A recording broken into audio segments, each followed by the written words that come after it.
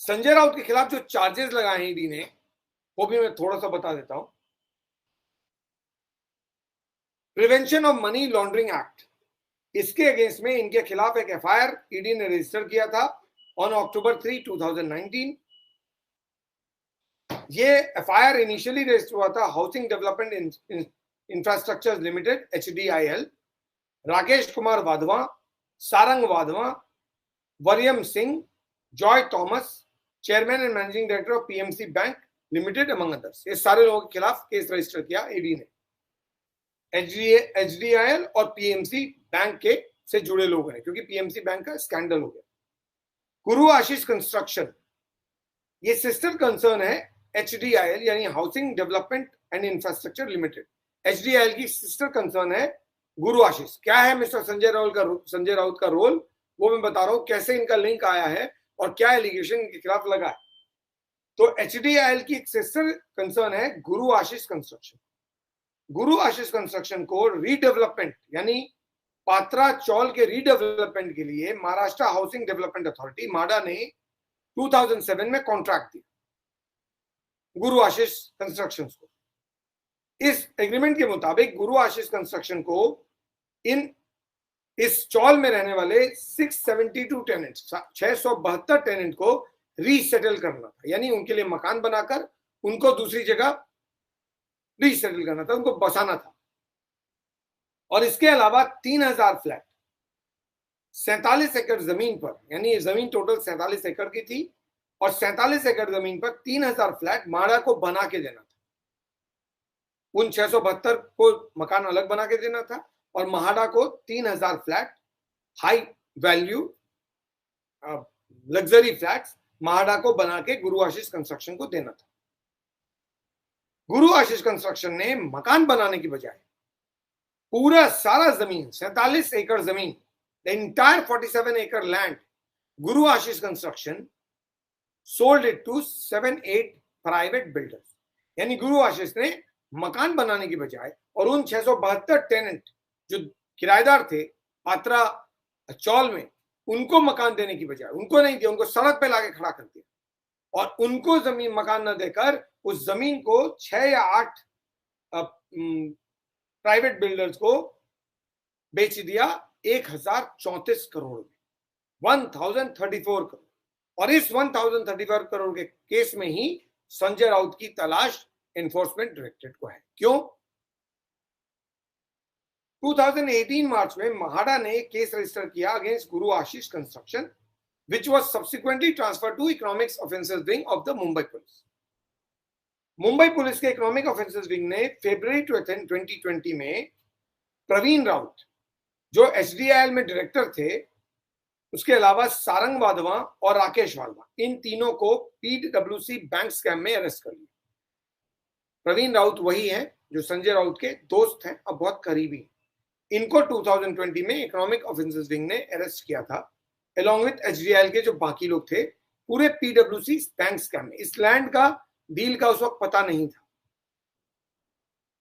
प्रवीण राउत को कुछ दिन बाद बेल पे छोड़ दिया गया, लेकिन फरवरी इस साल एनफोर्समेंट डायरेक्टर ने प्रवीण राउत को फिर से गिरफ्तार किया। क्यों?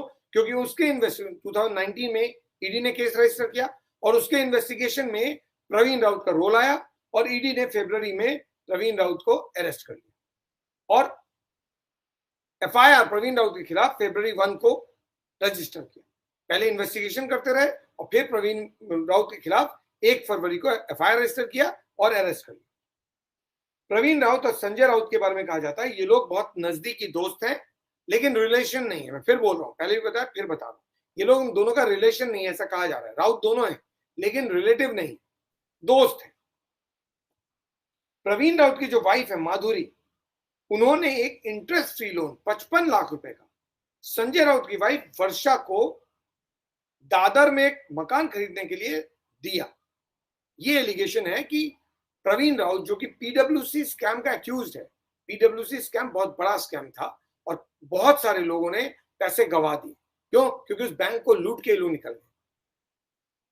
उस बैंक के जो एक्यूज है प्रवीण राउत, उसकी वाइफ के साथ उसकी वाइफ ने, संजय राउत की वाइफ वर्षा को 55 लाख रुपए इंटरेस्ट फ्री लोन दिया, जिससे संजय राउत ने दादर में एक फ्लैट खरीदा।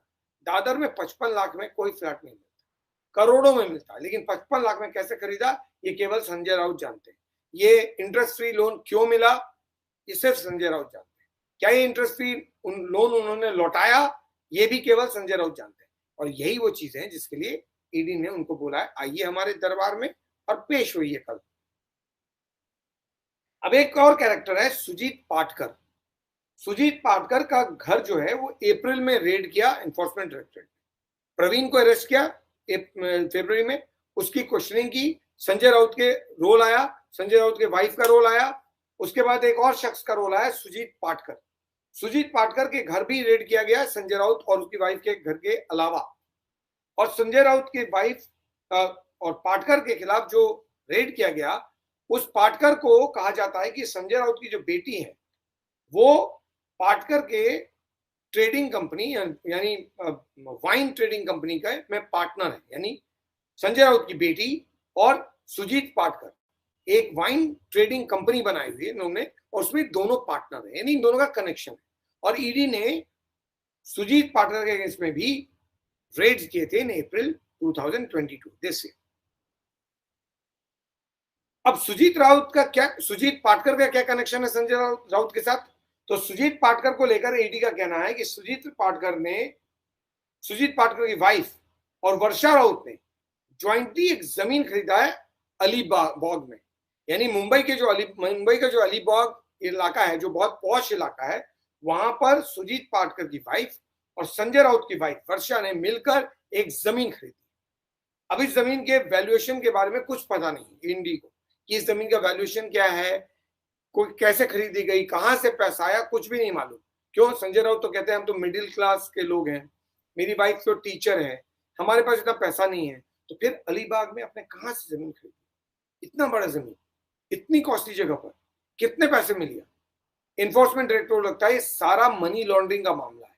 यानी मनी लॉन्ड्रिंग का होता है कि वो पैसा जो आप इलीगली रूट करते हैं, ब्लैक मनी को आप कई चैनल से रूट करते हैं और फिर उसको लीगल बनाने की कोशिश करते हैं। जैसे अनिल देशमुख के केस में अनिल देशमुख ने बहुत सारे पैसे, अब क्या नाम है उसका, सचिन वाजे से लिया कैश में, और उसको कई सारी कंपनी में रूट कर कागज पर अपने ट्रस्ट में ट्रांसफर कर दिया, नागपुर में एजुकेशनल ट्रस्ट में।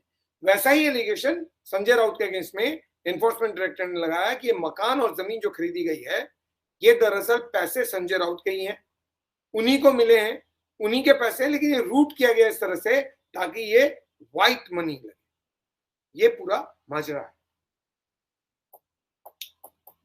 सुजीत पाटकर को लेकर किरीट सोमैया ने पिटीशन फाइल किया था और एफआईआर फाइल किया था इन पुणे।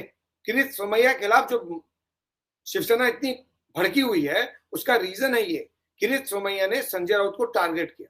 उन्होंने इस सुजीत पाटकर और उसकी वाइफ के खिलाफ एक एफआईआर रजिस्टर किया। ये दोनों वही हैं जिनकी वाइफ के साथ जमीन खरीदा है अलीबाग में संजय राउत और उनकी वाइफ ने। तो अब जब इतना डायरेक्ट कनेक्शन है तो किरीट सोमैया के मुताबिक इसको इन्वेस्टिगेट करो। उन्होंने एफआईआर फाइल कर दिया। अब पूरी शिवसेना परेशान हो गई। शिवसेना कब परेशान होती है? शिवसेना तब परेशान होती है जब आदित्य ठाकरे का नाम आता है, जब संजय राउत का नाम आता है और जब उद्धव ठाकरे का नाम आता है। इन तीनों का जैसा ही कोई टच करता है जो शिवसेना पूरी आग बबूला हो जाती है। पहले उसको डिफेंड करने वाले लोग थे, आज डिफेंड करने वाले कोई नहीं। यानी संजय राउत को अगर समन भेजा गया है, इसको बोलने वाला शिवसेना में सिर्फ 1 या 2 मेंबर बच गए, सब के सब छोड़ के चले गए। तो जब चले गए तो इनको डिफेंड करेगा कौन? जब नैया डूबती है ना तो फिर कोई साथ नहीं देता है।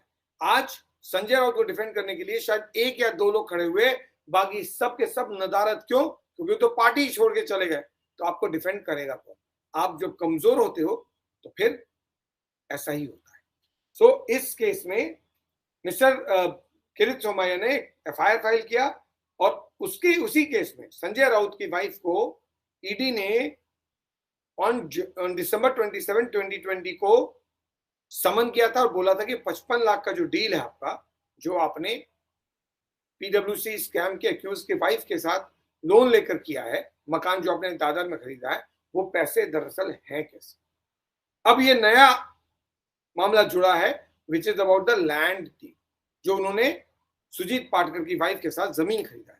अब इसको भी ईडी इन्वेस्टिगेट कर रही है और ये भी देख रही है कि संजय राउत का कहीं कोई कनेक्शन पीडब्ल्यूसी बैंक स्कैम से तो नहीं है। क्यों? क्योंकि वो बहुत बड़ा फाइनेंशियल स्कैंडल है, उसमें लाखों लोगों के पैसे डूब गए और पैसे लेकर लोग फरार हो गए। अब ईडी जो है मिस्टर संजय राउत का रोल उसमें भी ढूंढ रही है। संजय राउत की परेशानी लीगली बहुत जबरदस्त खड़ी हो गई।